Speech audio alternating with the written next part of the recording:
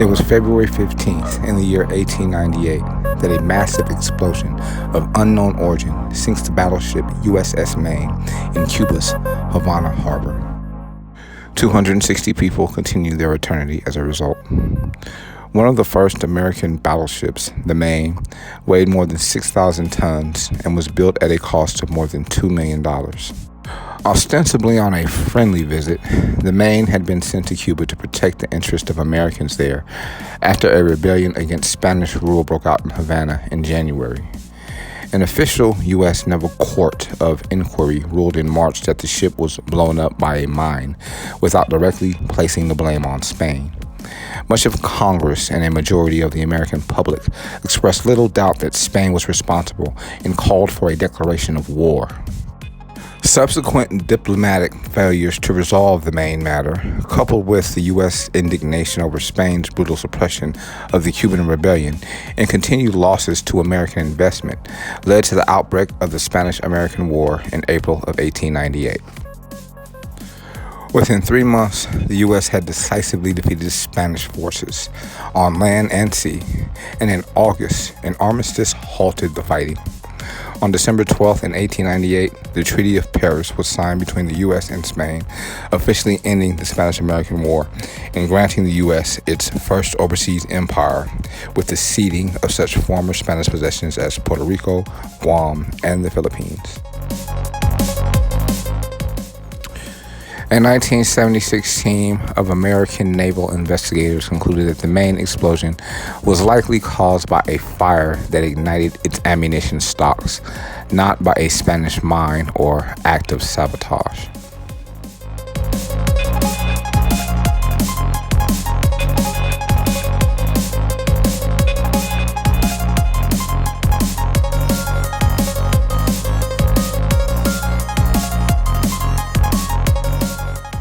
It was February 15th in the year 1903 that toy store owner and inventor Morris Mitchum places 2 stuffed bears in his shop window, advertising them as teddy bears.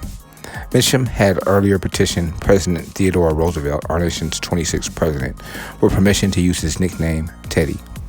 The president agreed, and before long, other toy manufacturers began turning out copies of Mitchum's stuffed bears, which soon became a national childhood institution.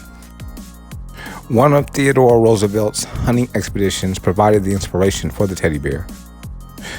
Ironically, though he was an avid conservationist, Roosevelt-led hunting trips often resulted in excessive slaughter, including one African trip during which his party shot more than 6,000 animals for sport and trophies.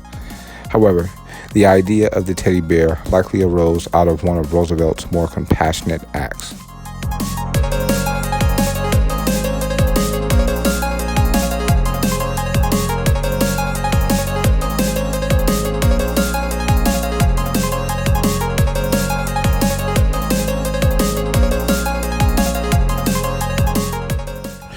Reports differ as to the exact details of the inspiration behind the teddy bear, but it is thought that while hunting in Mississippi in 1902, Roosevelt came upon an old injured black bear that his guides had tied to a tree. The age, sex, and state of health of the bear remain contested. While some reports claim Roosevelt shot the bear out of pity for his suffering, others insist he set the bear free. Political cartoonists later portrayed the bear as a cub, implying that under the tough, outdoorsy, and macho image of Roosevelt lay a much softer, more sensitive interior.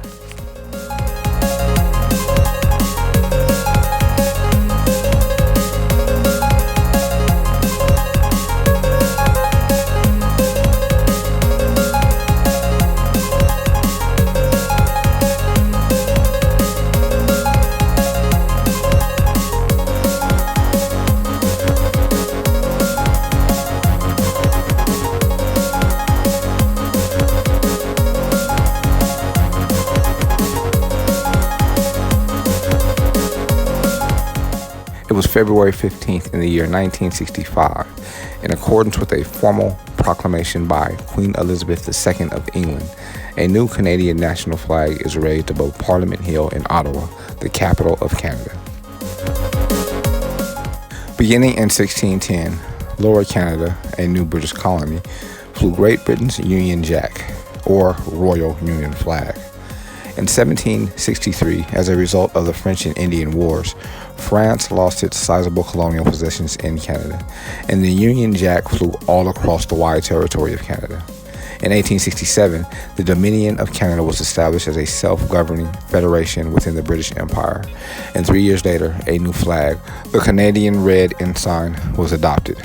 The Red Ensign was a solid red flag with the Union Jack occupying the upper left corner and a crest situated in the right portion of the flag. The search for a new national flag that would better represent an independent Canada began in earnest in 1925 when a committee of the Privy Council began to investigate possible designs. Later, in 1946, a select parliamentary committee was appointed with a similar mandate and examined more than 2,600 submissions. Agreement on a new design was not reached, and it was not until the 1960s, with the centennial of Canadian self-rule approaching, that the Canadian Parliament intensified its efforts to choose a new flag. In December of 1964, Parliament voted to adopt a new design. Canada's national flag was to be red and white, the official colors of Canada, as decided by King George V of Britain in 1921, with a stylized 11-point red maple leaf in its center. Queen Elizabeth II proclaimed February 15, 1965, as the day on which the new flag would be raised over Parliament Hill and adopted by all Canadians. Today, Canada's red maple leaf flag is one of the most recognizable national flags in the world.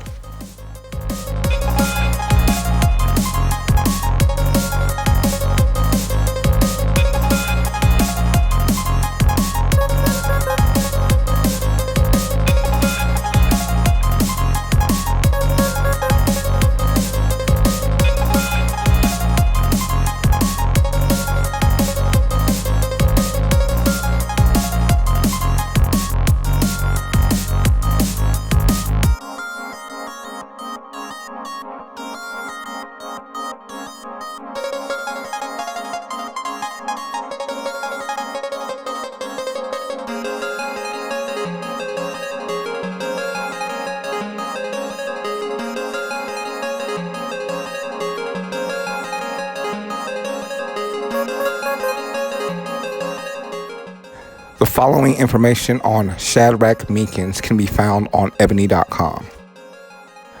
On February 15th in the year 1851, a group of black abolitionists broke into a Boston courthouse to rescue Shadrach Minkins, an African-American fugitive slave who escaped in 1850. Minkins was born in Norfolk, Virginia around 1814. After living as a slave for more than 30 years, he fled to Boston.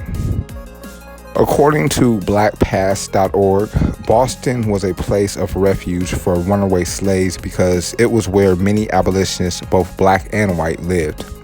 When Minkins arrived, there were approximately 2,500 African Americans living in Boston. It was a haven where the escaped slaves could live in the open without fear of being recaptured. He worked odd jobs before becoming a waiter at Taft's Cornhill Coffee House. The climate changed in the country on September 15th in 1850 when Congress passed the revised Fugitive Slave Act, under which federal agents were paid to seize escaped slaves in free states and return them to their owners.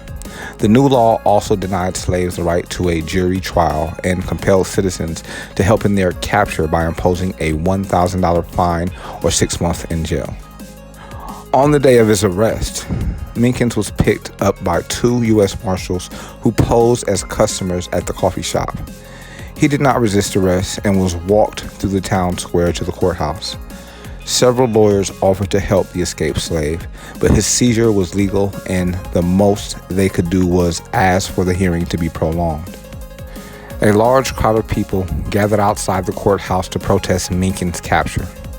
Before long, about 20 black men of the Anti-Slavery Boston Vigilance Committee, including black abolitionist Lewis Hayden, burst into the courtroom where the Virginia native was being held and carried him out.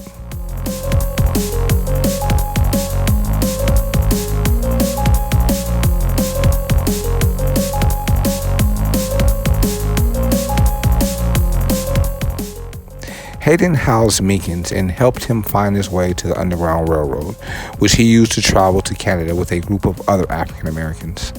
They settled in Montreal and are credited with creating the first black community in that city.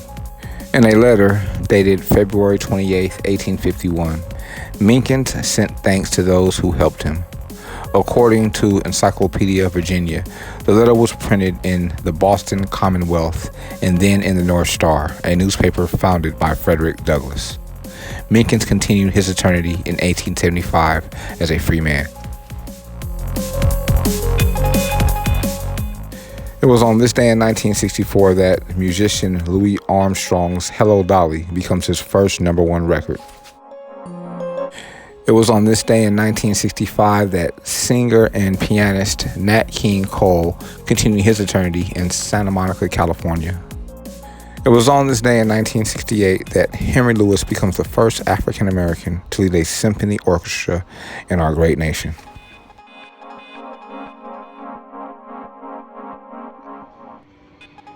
The information documented on this audio file can be verified on history.com.